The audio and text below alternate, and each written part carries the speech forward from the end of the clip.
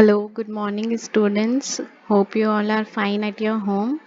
तो आज का जो हमारा टॉपिक है that is nuisance as a टॉट, जो कि आपके एलएलबी सेकेंड सेमेस्टर का आपके लॉ ऑफ टॉट्स का टॉपिक है।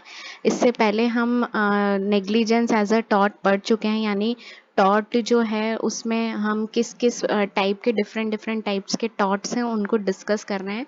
तो पहला हमने नेग्लिजेंस पढ़ा था, आज हम दूसरा पढ़ रहे हैं दैट इज़ न्यूसेंस। न्यूसेंस का मतलब होता है उपद्रव। तो न्यूसेंस जो वर्ड है वो बेसिकली डिराइव्ड है फ्रेंच वर्ड न्यूरे से, जिसका का मतलब होता है टू हर्ट और टू अनॉय। यानी ऑर्डिनरी सेंस में अगर हम कहें कि न्यूसेंस का क्या मतलब है, तो न्यूसेंस का मतलब होता है to create a disturbance, right. किसी को डिस्टर्ब करना, किसी को अनॉय करना, किसी को अनलॉफुली हर्ट करना। Hurt not in sense of physical hurt which can be mental also, right. तो ये अगर कोई करता है तो हम क्या कहते हैं कि उसने न्यूसेंस किया है। न्यूसेंस को और डिटेल में कैसे समझ सकते हैं? where a person in possession of property is entitled to its undisturbed enjoyment। यानी कि अगर कोई पर्सन है, उसके possession में कोई प्रॉपर्टी है, तो वो हकदार है किस चीज का? वो अनडिस्टर्ब्ड इंजॉयमेंट करने का उसका हकदार है, राइट। मान लीजिए मेरे पास कोई प्रॉपर्टी है और मैं प्रॉपर्टी को क्योंकि मेरा उस पर लीगल अधिकार है, यानी लॉफुल राइट है मेरा उस प्रॉपर्टी पे, तो मेरा उस पर और क्या अधिकार है कि मैं उसका इंजॉय भी कर सकूं।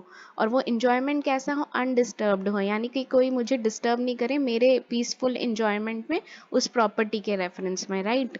तो जब कभी भी ऐसा होता है कि कोई और ऐसा कुछ इम्प्रॉपर यूज़ करके मेरा जो प्रॉपर्टी का इंजॉयमेंट है उसको डिस्टर्ब करे या उसमें इंटरफेरेंस करे, इंटरफेरेंस कैसी? अनलॉफुल इंटरफेरेंस करे, तब क्या मान लिया जाएगा कि उसने टॉर्ट ऑफ न्यूसेंस कारित कर दिया है, राइट। तो इसको हम ऐसे ले सकते हैं कि अगर मेरा कोई प्रॉपर्टी का राइट है, तो प्रॉपर्टी पे राइट सिर्फ वहाँ रहना नहीं है, वहाँ पर उस प्रॉपर्टी का इंजॉयमेंट मैं करूँ, वो भी फुल सेंस में, राइट, अनडिस्टर्ब तरीके से।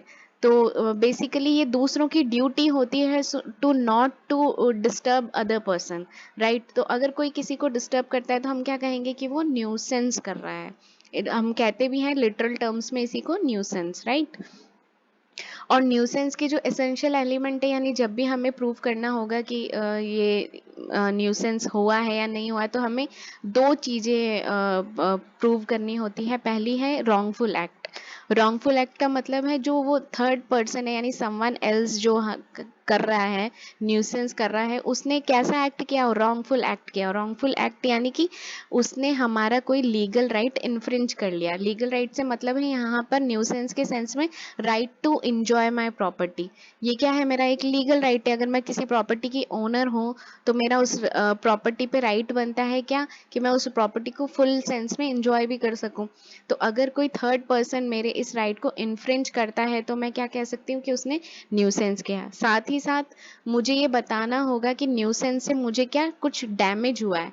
डैमेज इन द सेंस, या तो कोई डैमेज मैं दिखाऊंगी, कोई भी मुझे क्षति जिसको कहते हैं, यानी अपन पढ़ा भी है हमने डैमेज क्या होता है टॉट में, डैमनम साइन इंजूरिया और इंजूरिया साइन डैमनम। तो अगर ऐसा कुछ मुझे किया है उसने तो मैं मान लूंगी कि न्यूसेंस हुआ है।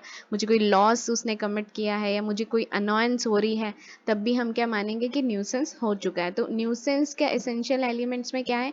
पहला तो ये प्रूव करना कि उस थर्ड पर्सन ने क्या किया है, कोई रॉन्गफुल एक्ट कमिट किया है। देन टू उस रॉन्गफुल एक्ट से मुझे क्या होना चाहिए? कोई डैमेज, लॉस या अनोयंस होनी चाहिए, राइट। अब पढ़ लेते हैं कि काइंड्स ऑफ न्यूसेंस क्या है। तो मेजरली जो न्यूसेंस के काइंड्स हैं वो दो हैं। पहला होता है प्राइवेट न्यूसेंस और दूसरा होता है पब्लिक न्यूसेंस। तो हम एक एक करके दोनों को डिटेल में पढ़ते हैं। प्राइवेट न्यूसेंस का मतलब होता है जब कभी भी कोई व्यक्ति किसी के private right of use of enjoyment of property को डिस्टर्ब करता है, तो हम क्या कहते हैं कि वो प्राइवेट न्यूसेंस उसने कमिट कर दिया है।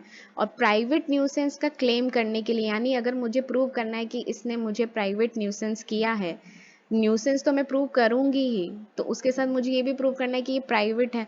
तो मेरे को क्या प्रूव करना पड़ेगा कि that plaintiff has burden to show three elements, यानी कि उसको तीन चीजें प्रूव करनी पड़ेगी। तीन चीजें कौन सी है? पहली चीज, the plaintiff is the owner of the land और has a right to possess it, यानी कि अब पहली ही चीज़ मुझे ये प्रूव करनी पड़ेगी किसी ने अगर प्राइवेट न्यूसेंस किया है तो वो क्या कि जो उसने प्राइवेट न्यूसेंस किया है वो प्लेंटिफ की खुद की प्रॉपर्टी पे, खुद के लैंड के ऊपर या उस लैंड के ऊपर उसका राइट था, उस लैंड के ऊपर उसने क्या किया है, न्यूसेंस किया है, राइट। यानी कि अगर मान लीजिए मैं प्लेंटिफ हूँ और किसी थर्ड पर्सन ने, डिफेंडेंट ने मुझे न्यूसेंस करा है मेरी प्रॉपर्टी पे, तो सबसे पहली चीज़ जो मुझे प्रूव करनी है वो ये कि मैं उस प्रॉपर्टी की क्या हूँ, ओनर हूँ, ठीक है, या फिर मेरे पास उस प्रॉपर्टी को यूज़ करने का राइट है। नेक्स्ट चीज़ जो मुझे प्रूव करनी पड़ेगी वो कि a defended performed an act that interfered with plaintiff use and enjoyment of his property. यानी डिफेंडेंट ने जिसके खिलाफ मैं केस कर रही हूँ उसने एक ऐसा एक्ट किया है जिससे कि मैं अपना जो मेरा राइट है to use that property, to enjoy that property, वो क्या हुआ है, उसमें इंटरफेरेंस किया है उसने। और थर्ड चीज़ जो मुझे प्रूव करनी पड़ेगी वो क्या है, that the defendant interferes with plaintiff use causes some substantial और अनरीजनेबल लॉस। यानी कि उसने क्या किया है, डिफेंडेंट ने जो इंटरफेरेंस की है उससे प्लेंटिफ का जो यूज़ है, right to use that property, उसका सब्सटैंशियल यानी कि हस्तक्षेप किया उसने अनुचित तरीके से। तो मैं क्या मान लूँगी कि हाँ उसने न्यूसेंस, प्राइवेट न्यूसेंस कॉज कर दिया है। और प्राइवेट न्यूसेंस जैसे ही मैं बताऊँगी कोर्ट को, तो कोर्ट क्या करेगा कि उस न्यूसेंस को सबसे पहले तो उस पर स्टे ऑर्डर लेकर आएगा, और दूसरा उस न्यूसेंस से अगर मुझे कोई लॉस, डैमेज या कोई अनॉयंस हुई है तो उसके खिलाफ मुझे कॉम्पनसेशन दिला देगा, राइट। नेक्स्ट है पब्लिक न्यूसेंस। न्यूसेंस के काइंड में दूसरा काइंड क्या है, पब्लिक न्यूसेंस। पब्लिक न्यूसेंस का क्या मतलब होता है, एक ऐसा न्यूसेंस जो जनरल पब्लिक को प्रभावित करे, ठीक है। मतलब न्यूसेंस कैसे, unreasonable, unwarranted, unlawful interference with the right common to the general public, ठीक है। यानी कि कोई ऐसे न्यूसेंस हो रहा है जिससे क्या प्रभावित हो रहा है, common to the general public, general public उससे प्रभावित हो रही है, तो हम क्या मानेंगे वो न्यूसेंस कैसा है, पब्लिक न्यूसेंस है। अब पब्लिक न्यूसेंस की जब भी हम बात करते हैं तो अब प्राइवेट में तो बहुत इजी होता है कि किसी ने किसी की प्रॉपर्टी पे इंटरफेरेंस किया या उसके एंजॉयमेंट में खलल डाला, तो प्राइवेट न्यूसेंस प्रूव करते ही हमें हमारा जो टॉर्ट में हमें बेनिफिट्स मिल जाते हैं। लेकिन पब्लिक न्यूसेंस प्रूव करते समय हमें क्या बताना पड़ेगा कि इस पब्लिक न्यूसेंस की वजह से, जो तो जनरल पब्लिक को हो रहा है, लेकिन इस जो न्यूसेंस हुआ है इसमें पर्सनली मुझे ज़्यादा इफ़ेक्ट किया है, तो मैं क्या करूँगी, पब्लिक न्यूसेंस का क्लेम करते हुए इसमें अब मैं जाके डैमेजेस को क्लेम कर सकती हूँ। इसके लिए भी मुझे क्या चीज़ प्रूव करनी होगी, पहली चीज़ जो मुझे प्रूव करनी होगी ये कि a person must have done an act और इलीगल ओमिशन। यानी कि वही पहली बात जो यहाँ पे कॉमन थी कि प्लेंटिफ ने कोई ऐसा काम किया, डिफेंडेंट ने ऐसा कोई काम किया है जो क्या है, इलीगल है, या फिर जो कि मतलब कुल मिला के जिसने प्लेंटिफ का क्या किया, राइट इन्फ्रिंज किया है, ऐसा कोई एक्ट किया है डिफेंडेंट ने जो कि इलीगल था, और जिससे कि क्या हुआ है, उसको प्लेंटिफ का राइट इन्फ्रिंज हुआ है। और उस इन्फ्रिंजमेंट से मुझे क्या प्रूव करना पड़ेगा, such an act must cause any common injury, danger, annoyance, जो कि जनरल पब्लिक को भी हुआ है।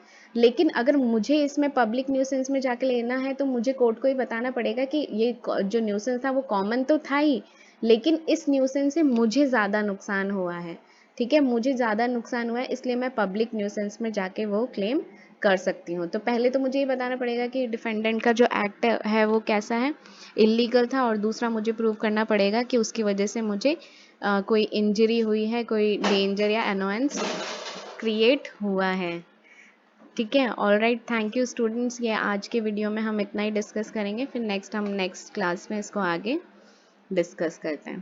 Thank you so much.